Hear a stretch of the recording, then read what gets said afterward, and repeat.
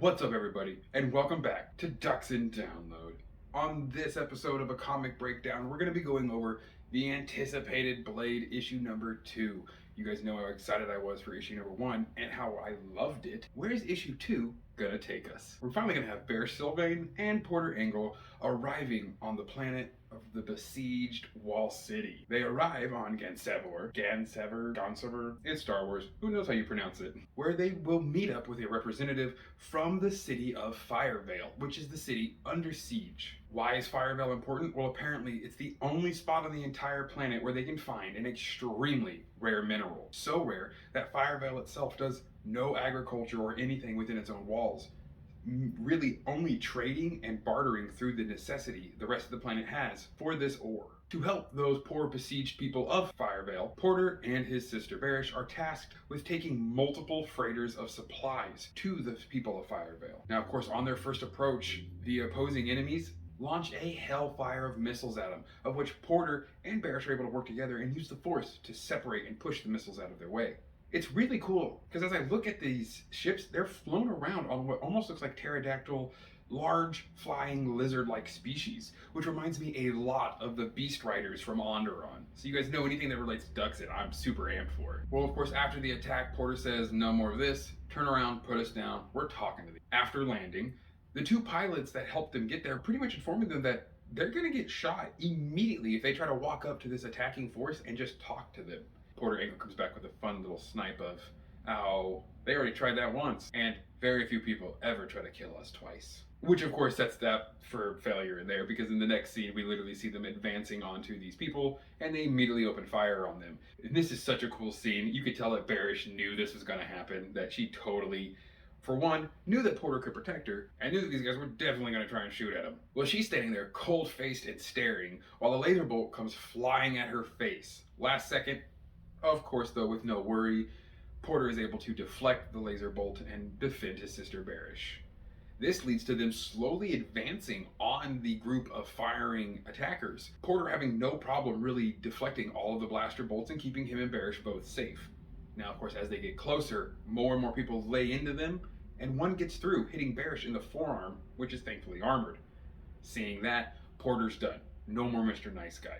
He screams enough, and through quick, very precise deflections of laser bolts, sends them flying back at the original shooter, disarming many of them, and maybe hurting even more. But as a good Jedi, no one dies. Porter always seems to have a very laissez-faire attitude towards the situation, unless Barish is in trouble. And this kind of leads into the flashback that we're going to get in this issue, where we get to see Porter and Barish having a conversation in the dark of the Jedi Temple about how they're about to be separated, as the Council believes they are forming too much of an attachment.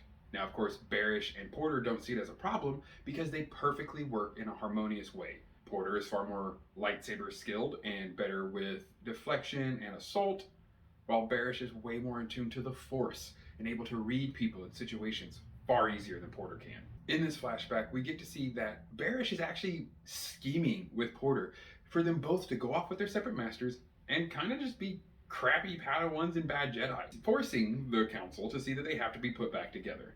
I highly doubt that's how that worked, and I'm sure Yoda knew exactly what he and the Grandmaster were doing at that moment in time, and probably separating them is what made their bond even stronger, but I digress, because that's yet to be seen or even talked about. The attackers, of course, realize there's not much they can do to stop Barish and Porter from just advancing, so eventually they gain some smarts and just stop firing upon them. Porter and Barish then go into a tent to meet with the leader of this attacking force. While inside, he's of course taken back that anyone made it through the front line, but when he realizes it's two Jedi, like most people in the galaxy would know, they go, oh, great.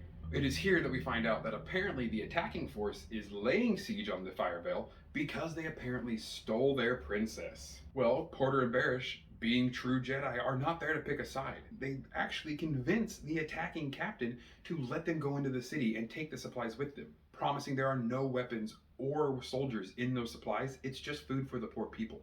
And while within Firevale, they will do everything in their Jedi powers to see the truth and save the princess if need be. And they are allowed. In an amazing panel, we get to see the Jedi flying over the city walls and all of the people reveling in the fact that they're not going to starve. Very, very pleased and happy to see the supplies show up. Well, while one side is happy, the other is not happy and activating a trap card. We see the captain talking through his droid to some unknown person about, when are you going to be here? Hurry up, there are Jedi here. Things have gotten more complicated. As happens a lot when Jedi get involved. Well, then from here now, we are inside Firevale, where Barish and Porter are going to talk to the prince of the Firevale people. Speaking to him, they find out that the princess from this other group has actually fled, seeking asylum in Firevale, and married to the prince now. And we're just getting more vibes in phase 2 of star-crossed lovers being a really big thing, but at the same time, it's a common trope, but very useful in this moment. Of course, Porter going, well, look at that. Of course, you were seeking asylum and they lied to us. Getting on top of the walls of Firevale and looking over, they noticed one other change in scenery. There are tens of Merc warships hovering over Gansever. One of them lands, and we see from the opening hatch, we get to see a really awesome race we haven't seen in a while. We get to see a Morala, the new villain and the big bad fight for Porter Engle, wielding a dual-edged bladed weapon. The mercenary, with a cocky attitude and a lot of bravado, you can just tell by looking at the guy, simply states, "Who am I here to kill?" And that's where it ends, which only means the next issue is going to be an amazing duel between the two of these people. And I'm extremely excited to see how Porter is going to handle this. He's going to have to be somewhat of a challenge, or it seems kind of weird to push him up this much. But at the same time, I don't know exactly what's going to happen next, which is why I love the High Republic so much. Things are new, unknown, and uncharted. This comic is definitely a part of that. And the uncharted territories that Porter Engle and Barish Sylvain are pulling us into with these comics are so astounding. I love the Old West vibe that the High Republic gives off with like the Renaissance and all the painting and the exploring. It's gorgeous. So is Barish. So down in the comments below, let me know what you guys like the most about Porter Engle. What is your favorite Porter fact? Alright guys, thank you so much for joining me in another High Republic comic breakdown. The High Republic comics have been a huge breath of fresh air into the Star Wars universe, and are really giving me great vibes for what's to come into the future of the Star Wars comics and media material. Thank you all so much for joining me on this fun episode and for giving me a bit of your time. Have an amazing rest of your day, and as always, may the Force serve you well.